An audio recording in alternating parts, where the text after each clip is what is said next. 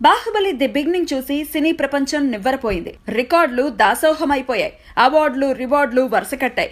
కానీ అప్పటి వరకు ఈ సినిమాని మోసిన మీడియా, మరీ ముఖ్యంగా వెబ్ మీడియా మాత్రం కాస్త నెగిటివ్ రివ్యూలే రాసింది. బాగుంది అని చెప్పినా ఆశించిన స్థాయిలో లేదు అంటూ విమర్శించింది. బాహుబలికి జాతీయ అవార్డు వచ్చినప్పుడు కూడా వదల్లేదు. సగం సినిమాకి జాతీయ అవార్డు రావడం ఏంటి అంటూ కౌంటర్లు వేసింది. ఆ కోపం రాజమౌళికి ఇంకా ఉన్నట్లుంది. అందుకే మీడియాపై తన కోపాన్ని సున్నితంగానే వెళ్లగక్కాడు. మీడియానే తమ సినిమాకి హైప్ తీసుకొచ్చిందని, సినిమాని ఎక్కడికో తీసుకెళ్లిపోయిందని, బాగున్నప్పుడు పొగడ్డం, బాలేనప్పుడు విమర్శించడం మీడియాకి మామూలే అని బాహుబలి విషయంలో మీడియా పాత్ర గురించి చెప్తూ వివరించాడు రాజమౌళి. సినిమాలో పనిచేసిన వ్యక్తుల గురించి విమర్శించిన సినిమాని మాత్రం మీడియా మోసిందని రాజమౌళి గుర్తు చేశాడు. బాహుబలి 2 విడుదల దగ్గర పడుతోంది కదా, అందుకే రాజమౌళి మీడియాని ప్రసన్నం చేసుకోవటం మొదలెట్టాడు. అందుకే బాహుబలి రివ్యూల విషయంలో ఎంత కోపంగా ఉన్నా సహనం ప్రదర్శించాల్సి వస్తోంది. మరి బాహుబలి 2 మీద ఎలాంటి రివ్యూలు వస్తాయో చూడాలి.